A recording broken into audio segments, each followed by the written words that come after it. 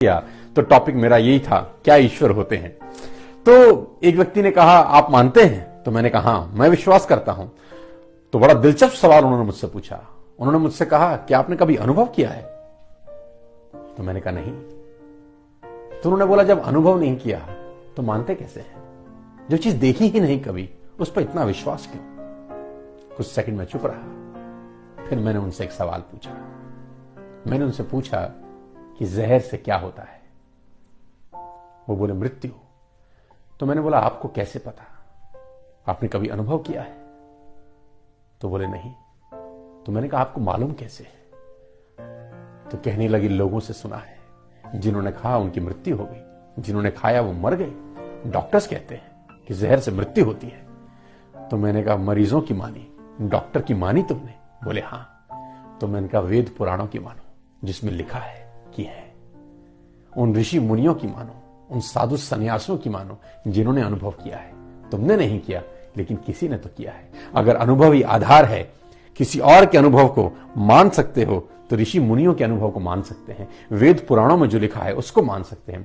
साथियों मैंने उनसे पूछा कितने लोग ईश्वर को विश्वास करते हैं। 200 लोगों का एक सेशन था गोवा के अंदर, एक रिजॉर्ट में मैं प्रोग्राम कर रहा था। आउट ऑफ 200 195 लोगों ने कहा वी बिलीव इन गॉड। 5 लोगों ने बोला हम लोग विश्वास नहीं करते। और मुझे उनकी बात पे कोई हैरानी नहीं हुई। बहुत सारे लोग हैं जो नहीं मानते और उनको अपनी बात रखने का पूरा अधिकार है। तो मैंने उन 5 लोगों से कहा आप कैसे विश्वास करेंगे? तो उन्होंने बोला अगर कोई सबूत कर दे, कोई सबूत दे दे तो हम लोग मानने लग जाएंगे।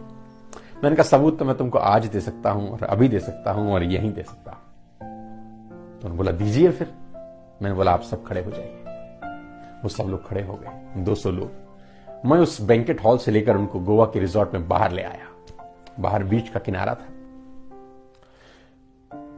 अलग कर दिए गए। 195 लोग अलग किए गए, 5 लोग अलग किए गए। मैंने एक व्यक्ति से सवाल किया, जो 5 लोग ईश्वर को विश्वास नहीं करते थे उनमें से एक व्यक्ति से मैंने सवाल किया कि आप कहां रहते हैं? तो उसने कहा कि मैं मुंबई में रहता हूं, मुंबई में रहता हूं। तो मैंने बोला मुंबई में कहां रहते हैं? इंडिपेंडेंट मकान है आपका या फ्लैट में रहते हैं? तो बोला हम फ्लैट में रहते हैं 4थे माले के ऊपर। मैंने कहा वेरी गुड। तो मैंने पूछा नहाते कैसे हैं? ये डिस्कशन बहुत खतरनाक होने वाला था और एक ऐसी जगह ले जा रहा था उनको जहां उन्होंने ख्वाब ख्याल में सोचा नहीं था कि मैं क्या करने वाला। मैंने बोला कैसे नहाते हैं? बोला वॉशरूम में जाते हैं, शावर ऑन करते हैं, पानी आता है, नहाते हैं, सिंपल सा प्रोसेस है। तो मैंने कहा पानी शावर में से आता है? बोले हाँ। मैंने कहा शावर का होता है?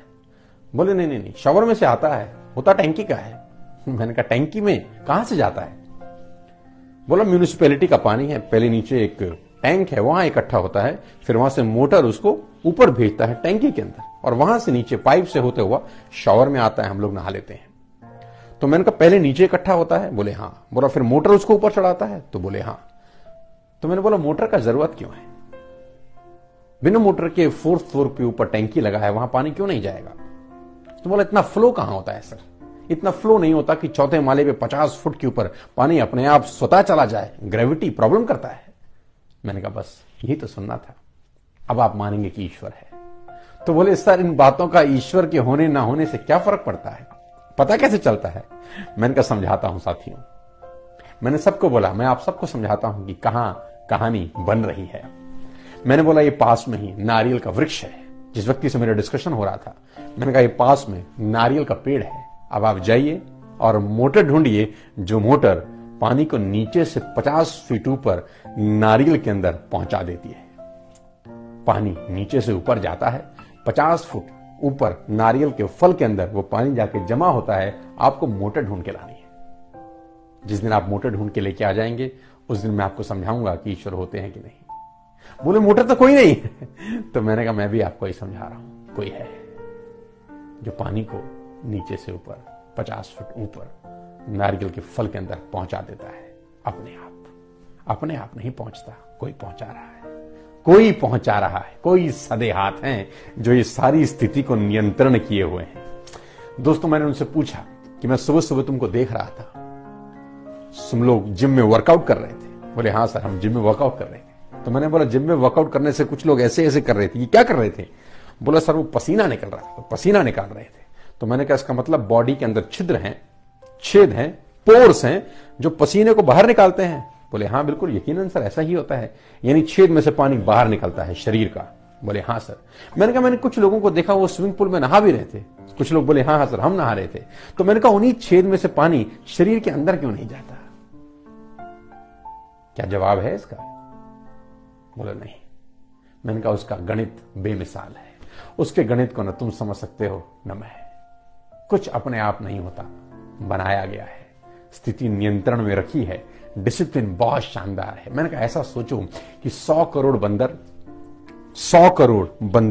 100 करोड़ टाइपराइटर्स पर 100 करोड़ सालों तक यूं ही चटर पटर करते रहें तो हो सकता है शेक्सपियर का एक गीत पैदा हो जाए। हो सकता है?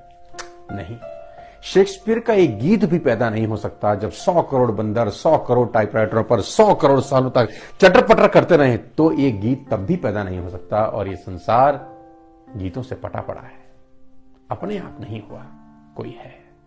मैंने बोला ऐसा सोचो कि तुम रेगिस्तान से गुजरे, चारों तरफ रेत के टीले हैं और तुमको वहां एक घड़ी पड़ी हुई मिल जाए। तुम कल्पना भर कर सकते हो कि अपने आप बन गई होगी। हजारों वर्ष तक 10 पार्टिकल मिलते रहे और घड़ी बन गई। क्या तुम कल्पना कर सकते हो? बोले नहीं। घड़ी मिल गई इसका क्या मतलब है? बोले इसका मतलब यह कि कोई आदमी वहां से पहले गुजरा है, उसके हाथ से गिरी है तो वहां पड़ी है। तो मैंने बोला जब एक घड़ी अपने आप नहीं बन सकती, इतना बड़ा विराट अस्तित्व अपने आप कैसे बन सकता है? कोई है जो बना रहा है। साथियों ईश्वर है, ईश्वर ही है। एक ही मिट्टी, एक ही पानी, एक ही खाद, गन्ना भी पैदा करते हैं और मिर्च भी। क्या गणित है, ना आप समझ सकते हैं ना मैं। छिलका कैसे फल को बांधे हुए है, छिलका कैसे फल को बांधे हुए है, फिर भी फल के अंदर रस चला जाता है। कैसे जाता है? कोई गणित नहीं है। तू शाहों को गदा, गदा को बादशाह कर दे। साथियों तू शाहों को गदा, गदा को बादशाह कर दे। घटाने और बढ़ाने में तेरा इशारा काफी है। वही है, वही है, वही है। धन्यवाद।